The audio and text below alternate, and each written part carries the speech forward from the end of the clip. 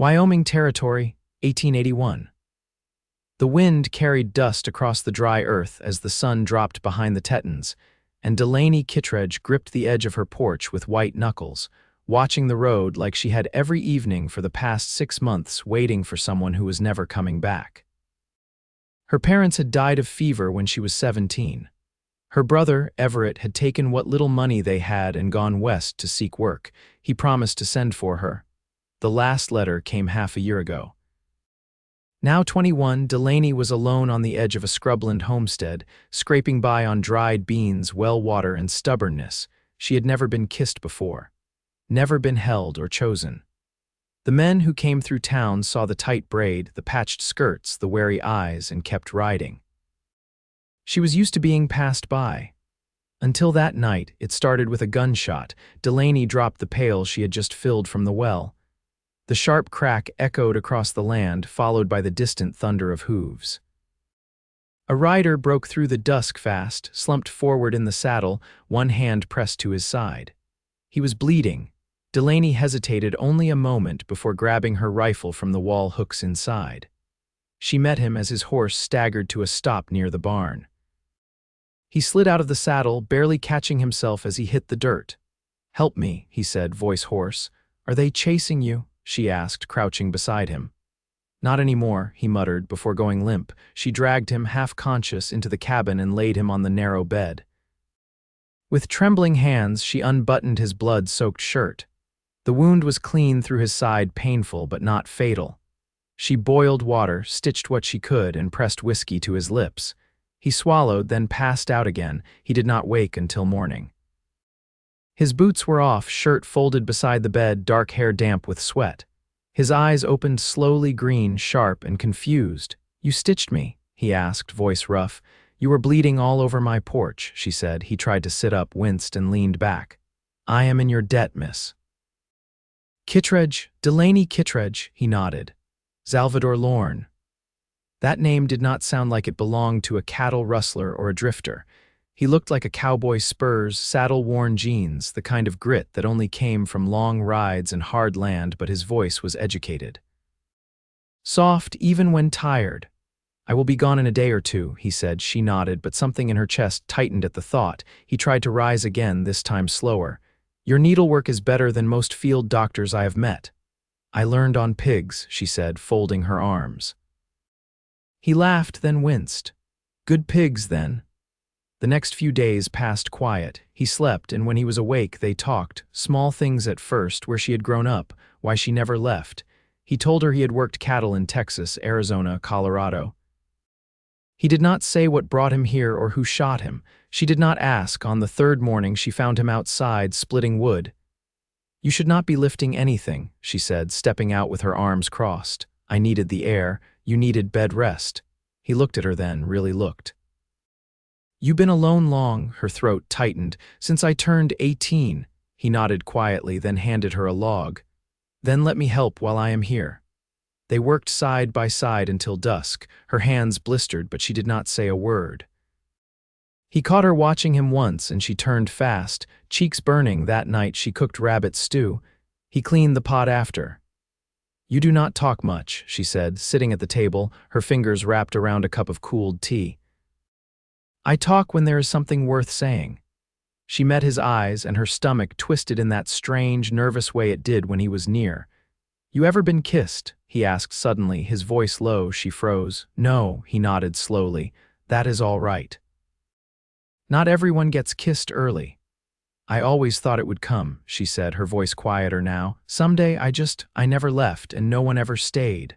Xalvador leaned forward, elbows on the table. "Delaney," she stood quickly. "It is late. You need rest." But he followed her out onto the porch, the air cool and full of crickets. The moon hung full above them, pale and soft. "You do not have to be afraid of me," he said. "I am not." He stepped closer. "Then why do you look like you might run?" She swallowed hard. "Because I do not know what comes next." He reached out, one calloused hand brushing her chin, tilting her face up. The way he looked at her, steady, patient, made her knees feel weak. "You never been kissed before?" he asked again, softer now. She shook her head. "Then may I?" he asked. She hesitated only a second. Then nodded under the moonlight. He bent his head and kissed her, gently, slowly. Like he had all the time in the world, her hands found his shirt. His thumb brushed her cheek. When they pulled apart, her heart was racing, but it was not from fear. "I did not expect that," she whispered. "I have not stopped thinking about it since the moment I saw you," he said. The wind stirred her braid. Somewhere out in the dark, a coyote howled, but here on the porch, everything felt still, safe. She had never been kissed before until the cowboy tilted her chin beneath the moonlight. And now, she never wanted to stop. The sky turned pale with morning as Delaney stepped barefoot onto the packed earth behind the cabin, apron strings fluttering in the breeze. She carried yesterday's wash in a woven basket, the shirts and linens stiff with cold. Her hands were still damp from the pump, and her breath clouded in the spring chill. Xalvador was already tending to the fence line, jacket slung over a post, sleeves rolled to his elbows. His side still pulled when he moved too fast, but he worked anyway, hammering in a loose board with slow, deliberate strikes. He hadn't asked for permission. He'd simply risen early and started mending what had long gone ignored. "You planning to rebuild the whole place?" she asked, setting the basket on a stump. "I fix what I see's broken," he said without looking over. "Fence won't hold much like this. I never had much to hold in." He wiped his brow with the back of his arm and finally faced her. "Might be time to change that." She looked down at the cloth in her hands, unsure what to say. No one had ever spoken to her like that, not just with words, but with the quiet intent behind them. Later, when the sun was high and the wind picked up over the flats, they sat in the lean-to beside the barn, shelling dry beans into a tin pail. The air smelled of dust and old hay. A meadowlark warbled from the fence post. "Where'd you learn to shoot?" he asked, nodding toward the rifle propped inside the doorframe. "I taught myself," she replied, sifting through the pile. "Rabbits, mostly, one coyote a few winters back." He let that settle before speaking again. "You're not afraid to be alone. Being afraid never made it easier." "No," he said, brushing a bean husk from his lap, "but it makes it lonelier." She paused, then looked straight at him. "You think people can stop being alone just because they choose to?" "Not always," he admitted. "But sometimes it starts with letting someone stay." She didn't answer, but she didn't look away either. That night, a storm rolled in from the west, low thunder growling across the plain. Rain lashed the roof, and the wind snapped the shutters until she latched them tight. She lit a lantern and set it between them on the table, the fire casting soft light across Xalvador's face. He reached into his coat and slid out a folded scrap of paper. A map, creased and water-stained. "I wasn't riding through by chance," he said. "There's a man south of here, name's Locke. He's been running guns and taking land that doesn't belong to him. I tried to stop him once. Got a bullet in the ribs for the trouble." Delaney traced one edge of the map with her finger. "And he's still out there, not far, maybe a day's ride." Her hand stilled. "You came here on purpose." "I thought I'd pass through, mend up, then I saw the smoke from your chimney." She folded the map and pushed it gently back to him. "You planning to finish what you started?" "I was," he said. "But now I'm thinking there's something else worth staying for." The lantern flickered as the wind pressed hard against the walls. Delaney stood and crossed to the stove, pouring water into the kettle. "I've lived here 6 years," she said. "No one ever came for anything but water or shelter." He didn't reply. She turned slowly, kettle forgotten. "If you're staying, I need to know it's not just for the night." Xalvador rose, wincing slightly. He came to stand beside her, not touching, just close. "I don't leave things half done," he said. "Not fences, not fights, not people." For a long moment she said nothing. Then she nodded once, barely more than a breath. Outside, the storm softened to steady rain. They didn't kiss again that night. But he stayed by the fire until it burned low, and when she fell asleep in the rocker, he covered her with a quilt and sat nearby, watching over her like he meant to keep watch for the rest of his life. And for the first time in years, Delaney didn't wake up alone. The morning after the storm, the ground was soft beneath Delaney's boots, the kind of dampness that clung to the soles and left the air heavy with the scent of wet sage. She stepped carefully among the puddles near the barn, checking the grain barrels for seepage. The roof had held barely, but the corner near the tack wall dripped slow and steady. Xalvador was inside already, kneeling near the feed sacks with a strip of canvas in hand. He didn't look up as she entered, just shifted to give her room. "You've patched a barn roof before?" she asked, brushing a strand of hair from her cheek. "More than once," he said, nodding the canvas. "Yours has good bones, just needs someone to see it." She set a hand on the low beam above her, fingers curling into the worn wood. "Sometimes I wonder if the bones are all that's left." He looked up then, eyes darker in the shaded space. "You ever think about starting over? Where would I go?" Her voice was quiet but not unsteady. "I don't know a soul past the edge of this land. You wouldn't have to go alone."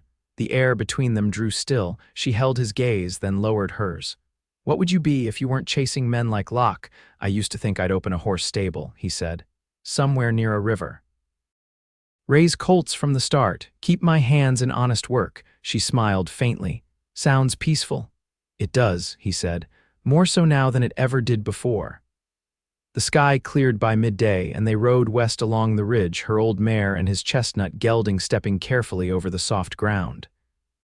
Delaney led them to a place she hadn't been in over a year, a bluff overlooking a dry ravine, where the wind moved quiet through the cottonwoods. She dismounted first, boots crunching over brittle grass. "I used to come here to think." Before the world got too loud. Xalvador joined her, reins looped loosely over a branch. "You can hear yourself out here," she nodded. "Sometimes I'd talk out loud, pretend someone was listening." He crouched beside a rock outcrop, running his hand over the lichen-covered surface. "You're not pretending now." She sank to the ground, skirts folding under her. "I don't know what it means having someone here. I've never had to make room for anyone, not really." Xalvador sat across from her, legs stretched out, hat set beside him. "You don't have to know everything at once. I don't want this to be a pause before you leave." His brow furrowed. "You think I'm still riding out. I think you've got unfinished business," she said. "And I think men with wounds like yours don't always come back." He picked up a twig and snapped it in two. "I've ridden a long road to get here, not just miles, years. I was tired before the bullet. Now I'm just ready." She leaned forward, elbows on her knees. "Ready for what?" "To belong somewhere." A hawk wheeled high over the ridge, its cry carried by the wind. Delaney watched it circle, then fold its wings and dive. They stayed until the sun dipped low, then rode home in silence. That night, while she boiled potatoes in the cast iron pot, he stood by the window sharpening his knife, the scrape of steel soft and steady. She watched the curve of his shoulders under his shirt, the way he moved with care, like he had learned the world could break beneath him if he stepped too hard. "You got any family left?" she asked. He looked over his shoulder. "No one that writes." She turned back to the stove. "I used to think if I worked hard enough, someone would come for me, Everett or maybe someone else. Just show up and say I didn't have to hold it alone anymore." "You don't have to hold it alone anymore." She didn't answer right away. She just ladled stew into bowls, set them down, and took her seat across from him. As they ate, she watched the lines at the corners of his eyes, the way he chewed slow and steady. He didn't fill silence with noise. He let it sit, let it breathe. "You think about what comes next?" she asked. "I think about staying," he said quietly. They finished their meal, cleared the table, and stepped outside into the cooling dark.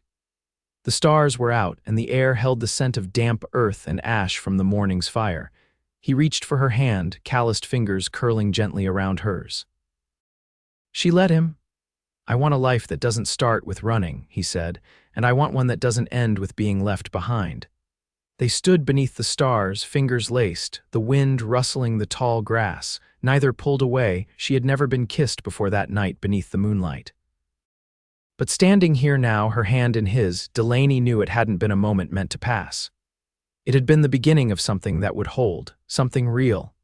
Something earned. The first calf came just after dawn, lungs screaming into the cold light, slick and shivering beside its mother. Delaney knelt in the brittle straw, palms raw from pulling the birth rope, hair curling loose around her temples. Xalvador stood just behind her, quiet, a bucket of water in one hand and the lantern still burning faintly in the other. They didn't speak until the calf stood, wobbling on uncertain legs, and nuzzled against the mare's side. "You ever seen one born?" she asked, wiping her hands on her apron. "Only once. I was 16 and it didn't make it," he said. "This one's different." She looked up at him, eyes tired but bright. "I didn't think she'd carry to term. She lost the last one. She didn't this time." Delaney stood slowly, brushing straw from her skirt, and they stepped out into the pale morning together. The air smelled like wet hay and iron. A pair of crows called from the fence post. Later that morning, Xalvador took the rifle and headed east toward the creek. Delaney didn't ask his purpose. He'd mentioned the traps once, briefly, and she hadn't pressed. Instead, she stayed behind and began clearing the corner room, the one Everett had claimed when he wrote from Cheyenne that he'd be back by Christmas. That had been 2 years ago. The bed frame was still there, along with a cracked mirror and the oil lamp he'd left behind. She stripped the cot, scrubbed the windows, and opened the shutters wide for the first time in months. When Xalvador returned, he had a rabbit slung on his belt and a fresh nick across his knuckle. "Snare caught more than I bargained for," he said, setting the rifle near the door. "Came across a boot print too, not mine." She straightened from the hearth. "How fresh, damp, not older than yesterday." Delaney pressed her lips together. "Locke's men, maybe, could be someone passing through, but they came close." He nodded once. "Closer than I like." That evening, she didn't wait for him to bring it up again. After supper, while he scraped the last of the stew from his plate, she dried her hands and turned toward him. "If you go after him," she said, "I want to ride with you." Xalvador met her eyes across the table. "No, I know this land better than you. I can track him." "It's not tracking I'm worried about." Delaney crossed her arms, the linen of her sleeves still warm from the stove. "You think I can't handle myself?" "I think I'd rather you didn't have to." She stepped closer, voice low. "You said you weren't leaving things half done. If Locke's close, he'll find us before you find him." He pushed his chair back and stood. "I don't doubt your grit, but this isn't a stray calf, Delaney. This is a man who burns homesteads and leaves women in the dirt." "Then I won't let him do that to me." He stared at her, jaw tight. Then slowly he nodded. "If we ride, we leave at first light. No noise, no fire." She didn't smile. "Only said, I'll pack the saddlebags." They rode west by moonlight the next morning, the horses' hooves muffled by pine needles and frozen earth. The creek was low, still half iced from the last snow, and the tracks led north along the ridge. They dismounted near a bluff, tying the horses behind a thicket of brush, and moved on foot. Xalvador raised his hand suddenly, stopping her. Below, in a dip near the cottonwoods, a faint glow flickered campfire, low and shielded. He motioned her back, but she didn't move.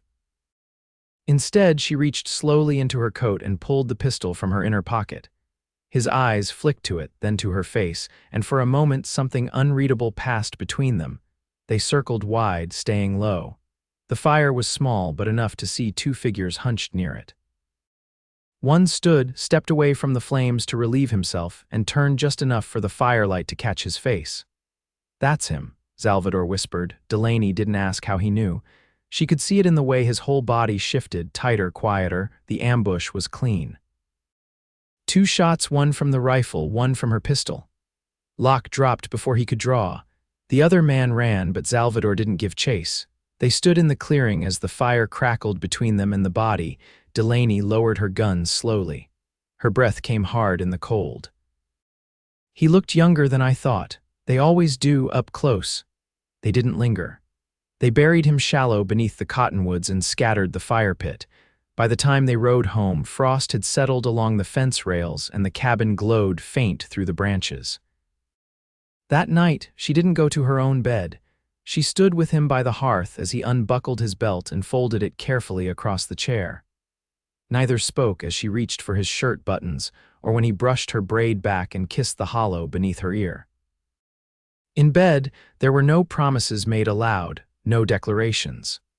Only the slow learning of hands and breath and the quiet way two people begin to fit together after too long alone.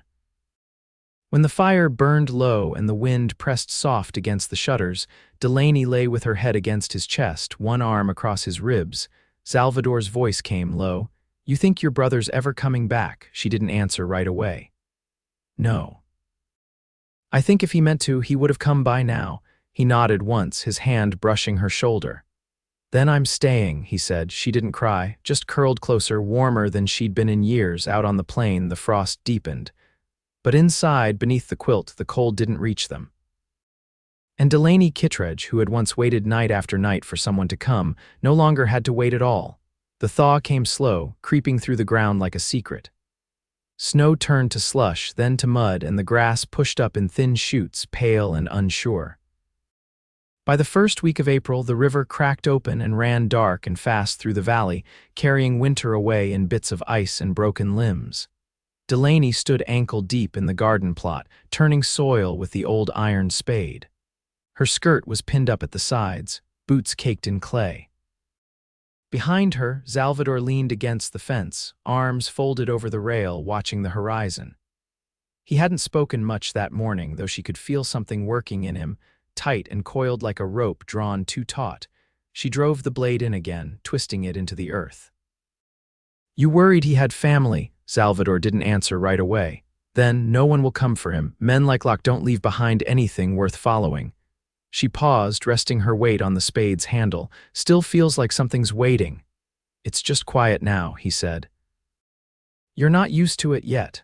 Delaney nodded once, then pushed the spade deeper into the soil. I keep thinking about building a chicken coop. He raised a brow. You planning to run eggs to town? No, she said. Just tired of salt pork and dried beans. He stepped into the garden, boots sinking slightly. Then we'll build it, after we finish the roof. You sure you're staying long enough to raise hens? He looked at her then, steady. I'm staying. They worked quietly until dusk, hands and arms streaked with dirt. When they returned to the cabin, she warmed water for washing and he chopped kindling for the stove. He didn't need to be asked. He did it like the rhythm had already settled into him, like it belonged. Over supper, she reached for the bread, tearing it in half. I spoke to old Mrs. Coyle last year. She said the town's looking to open a schoolhouse again, wants someone to take it on. That's something you'd want, maybe, she said, lowering her eyes to her plate. I never saw myself in a place where I could. He leaned forward, elbows on the table. You're not the same woman that thought she'd always be waiting on a porch. She met his gaze. And you're not the man who thought he had to ride alone. The firelight flickered against the wall, casting long shadows across the floorboards. She reached for his hand, fingers curling around his. He turned it over and pressed a kiss to her palm. That night, as they lay beneath the quilt, he traced the curve of her shoulder with his fingertips. What would you build if you could have anything? She didn't answer right away. Then, a place with a root cellar, a real stove, and windows that face the sunrise. A garden that doesn't die every fall, maybe a dog, he smiled against her skin. We'll build it. You think it's that easy? No, he said, but I've built harder things. They rose with the sun the next morning and rode into town for supplies. The general store had fresh nails, seed packets, and a bolt of muslin she eyed for curtains. Xalvador bartered 2 deer pelts for a small hammer and a handsaw, while she chose a tin kettle to replace the one with the cracked bottom. Outside, they passed the livery, where a man she'd known in passing tipped his hat to her and glanced at Xalvador. She felt the look, but it didn't sting like it once might have. Not with his hand warm at her back, not with the knowledge that he was hers and staying. They didn't linger in town. Too many eyes, too many questions she didn't feel like answering. Back home, they unloaded the wagon and set to work. He measured boards for the coop, and she drew out lines in chalk on the packed earth. They worked through the afternoon, side by side, and when the sun dipped low, they sat on the edge of the porch steps, sharing bread and cheese. I was thinking, he said, chewing slowly. We ought to put in a well closer to the house. You want to dig a well? I figure I've found the place I'll die, might as well be near the water. She nudged his knee with hers, smiling softly. You planning on dying soon? Not if I can help it. The wind picked up, carrying the scent of sage and pine. She leaned her head against his shoulder and he rested his cheek against her hair. They watched the sky darken without speaking. That night she pulled the ledger out from the chest beneath the bed. It was the one her father had kept, the one with neat rows of expenses and crop notes. She turned past the pages of figures, past the ones her brother had scrawled in half-hearted ink. At the back, she found a blank page. She wrote their names first, then the date. Then, in simple, careful script, she wrote, "First spring together, planted onions, beans, and hope." As the weeks passed, the coop went up. The roof was patched, the garden rows sprouted green. The cabin, once quiet with loneliness, filled with sounds of boots at the door, a kettle whistling, and laughter that came easy. On a Sunday morning, they stood in the small chapel on the edge of town, the preacher's voice echoing soft beneath the wooden rafters. She wore a simple blue dress, her braid pinned up with a piece of ribbon he'd bought from the mercantile. Xalvador wore his cleanest shirt and the same boots he'd walked onto her porch in. When he spoke his vow, he looked only at her, and when she answered, her hands didn't shake. They rode home together under a sky so wide it felt like the world had opened just for them. And when they stepped inside that night, the cabin didn't feel like a holding place anymore. It felt like theirs. In the years that followed, the garden grew.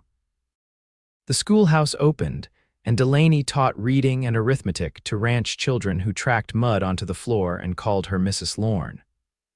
Xalvador raised horses, 3 by the time summer ended, and built a new stall each winter. They planted a row of cottonwoods along the northern fence line, and every spring, when the river thawed, they walked hand in hand to the bluff where they'd buried the past beneath a cottonwood of its own. They never spoke of waiting anymore, because the waiting had ended. And they had come home,